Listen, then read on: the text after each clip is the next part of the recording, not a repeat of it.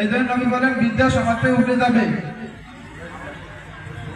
What is the definition of education? Education কাকে বলে? EDUCATION, একটা লেটারে একটা গুণাগুণ আছে, তবেই তাকে এডুকেশন বলে। ই থেকে ইগালিটি, টি থেকে ডেভেলপমেন্ট, ইউ থেকে ইউনিভার্সাল, সি থেকে ক্যাপাবিলিটি, এ থেকে অ্যাক্টিভ, সি থেকে টলারেন্ট, আই থেকে ইন্টেলিজেন্ট, ও থেকে ওবিডিয়েন্ট, এন থেকে ন্যাচারাল। এত গুণে গুণান্বিত ব্যক্তি বলা হয় এডুকেশন। এডুকেশনটা নেবে কে? স্টুডেন্ট। স্টুডেন্ট কাকে বলে? STUDENT, একটা লেটারে একটা গুণাগুণ আছে, তবেই তাকে স্টুডেন্ট বলে। এস থেকে স্টাডি, টি থেকে ট্রুথফুল, ইউ থেকে ইউনিটি বা আনকমন, ডি থেকে ডেভোনিয়ার, ই থেকে এফিসিয়েন্ট, এন থেকে নোবেল, টি থেকে টিপটপ। এত গুণে গুণান্বিত ব্যক্তিকে বলা হয় স্টুডেন্ট, তাকে স্টুডেন্ট বলে না।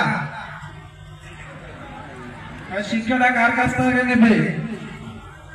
টিচার কাকে বলে? Which teacher? কোন লোকটাকে টিচার বলে? TEACHER, একটা লেটারে একটা গুণাগুণ আছে, তবেই তাকে টিচার বলে। টি থেকে কেনা প্রশিক্ষণ প্রাপ্ত হতে হবে, তবেই তুমি টিচার। ই থেকে ইগারেন্টি আগ্রহী হতে হবে, তবেই তুমি টিচার। এ থেকে এবিলিটি দক্ষতা থাকতে হবে, তবেই তুমি টিচার।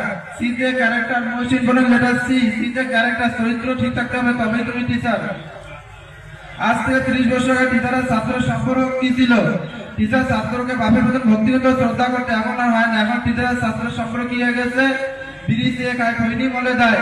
আজ থেকে 30 বছর আগে টিচার আর ছাত্রীর সম্পর্ক কি ছিল?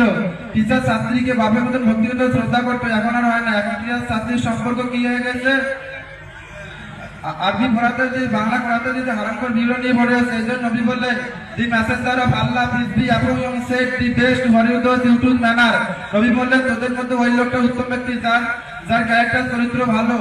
একজন উকিল, barrister, master, doctor, engineer, professor, একজন মোল্লা, মুনিশ, ফিরশের, তপেশ্বর, হাফেজের, মুফতি সাহেবের চরিত্র খারাপ হয়।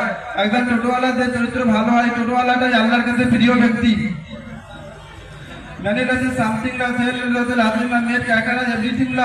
মানুষের যে টাকা চলে যায়, ইনকাম করলে টাকাটা ফিরে আসবে।